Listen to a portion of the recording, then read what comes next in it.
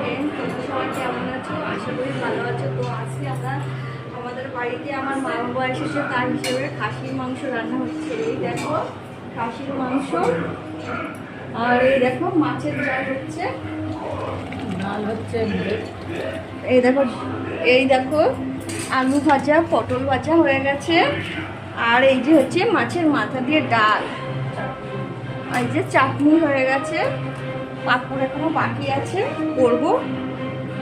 মা এসেছে, আমার মা, তো আমার মা এসেছে, আমার মা রান্না করছে। দেখো দেখাও এদিকে। এই বলো। তো মাংস রান্নার জন্য সিটি মেরে নিচ্ছি। দেখো প্রেশারে আগে এই যে জল দিয়ে সিটি মেরে নেবো।